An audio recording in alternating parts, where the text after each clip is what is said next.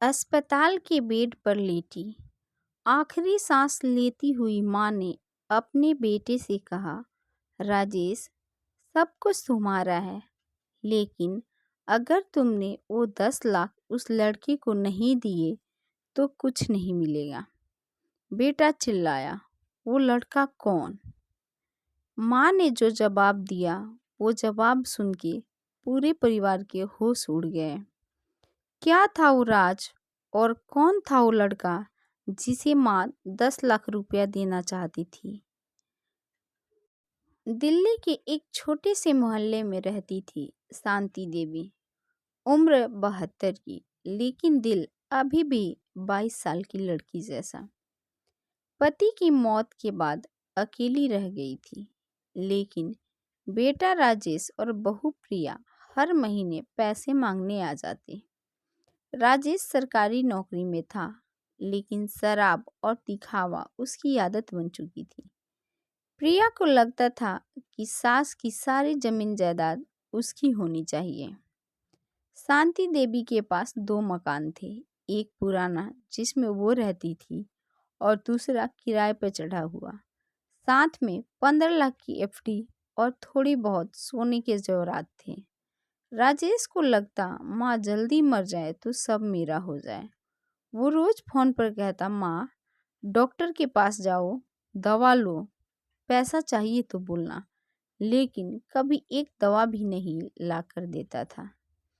एक दिन शांति देवी को सीने में तेज दर्द हुआ। अस्पताल ले गए तो डॉक्टर ने कहा, हृदय रोग काफी बढ़ गया है, ज्यादा दिन नहीं चलेंगी। घर लौटकर शांति देवी ने फैसला किया, अब वसीयत लिखनी है। अगले दिन वकील को बुलाया। राजेश और प्रिया खुश हो गए। सोचा, आज सब लिखकर माँ हमें दे देंगी। वकील आए। शांति देवी ने कहा, सब कुछ मेरे बेटे राजेश को, लेकिन एक शर्त पर। राजेश की आंखें चमक उठी। प्रिया ने मुस्कुराते हुए पूछा, क्या शर्त माँ जी? शांति देवी बोली, मैं मरने के बाद 10 लाख रुपए उस लड़के को दूंगी जिसने मेरी सबसे ज्यादा सेवा की, बाकी सब राजेश को, लेकिन वो लड़का कौन है ये मेरे मरने के बाद ही पता चलेगा।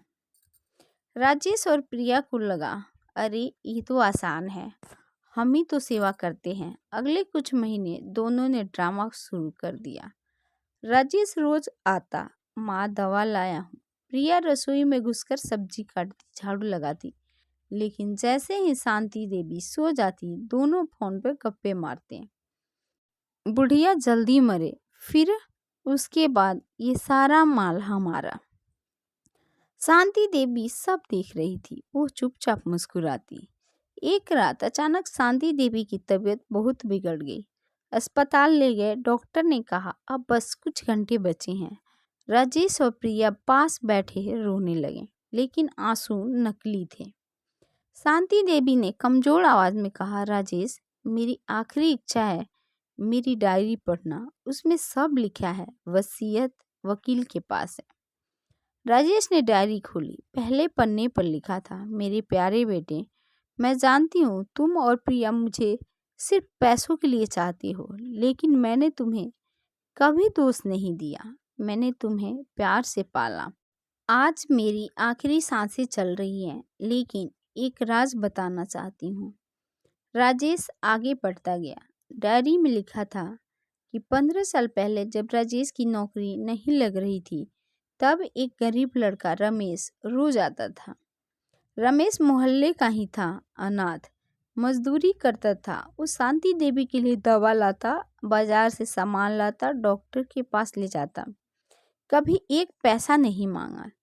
शांति देवी ने रमेश को कभी नहीं बताया कि वो उनका बेटा जैसा है, लेकिन डायरी में लिखा, रमेश ने वो सेवा की जो मेरा अपना बेटा नहीं कर सकता। इसलिए मैंने फैसला किया है कि 10 लाख रुपए रमेश को और बाकी सब राजेश को। लेकिन अगर राजेश ने रमेश को वो रकम खुद दे दी तो सारा जायदाद राजेश का रहेगा, वरना सब रमेश का हो जाएगा। राजेश का चेहरा सफेद पड़ गया। प्रिया चिल्लाई, ये क्या बकवास है? वो रमेश कौन है? शांति देवी ने आखिरी सांस लेते हुए कहा, रमेश वो लड़का है जो आज भी मोहल्ले में सब्जी बेचता है। वो तुम्हारा सौतेला भाई नहीं है, लेकिन वो मेरा बेटा था, तुमसे ज्यादा। और शांति देवी की आंखें हमेशा के लिए बंद हो गई। अगले दिन वकील आया, वसीयत पढ़ी गई। सब कुछ ऐसा ही था जैसा डायरी में लिखा था। राजेश के पास दो रास्ते थे, या तो 10 लाख रमेश को दे दे या सब कुछ खो दे। प्रिया बोली, मत देना, कोर्ट में लड़ेंगे। लेकिन राजेश के मन में कुछ टूट गया। उसने पहली बार अपनी माँ की आंखों में देखा था। वो दर्द उसने कभी नहीं समझा। अगले दिन राजेश रमेश के पास गया। रमेश सब्जी की ठेली पर बैठा था। राजेश ने कहा, भैया, माँ ने तुम्हारे लिए 10 लाख रखे हैं और मैं तुम्हें मेरा हिस्सा भी दे रहा हूँ, क्योंकि मैंने कभी माँ की सेवा नहीं की। रमेश की आंखें भर आई। उसने कहा, मैं पैसा नहीं चाहता था, बस माँ का आशीर्वाद। लेकिन अगर तुम्हें लगता है कि इससे तुम्हारा मन हल्का होगा तो मैं ले लूँगा, लेकिन एक शर्त पे। तुम अब शराब छोड़ दो और प्रिया को समझाओ कि परिवार प्यार से चलता है, पैसों से नहीं। राजेश रो पड़ा, पहली बार असली आंसू। उसने प्रिया को सब बताया। प्रिया पहले गुस्सा हुई, लेकिन जब राजेश ने कहा, माँ हमें एक आखिरी मौका दे गई है बदलने का, तो प्रिया टूट गई। आज राजेश और प्रिया बदल चुके हैं। वो रमेश के साथ मिलकर एक छोटा सा एनजीओ चलाते हैं, गरीब बूढ़ों की मदद के लिए। और हर साल शांति देवी की पुण्यतिथि पर तीनों मिलकर माँ की कब्र पर फूल चढ़ाते हैं।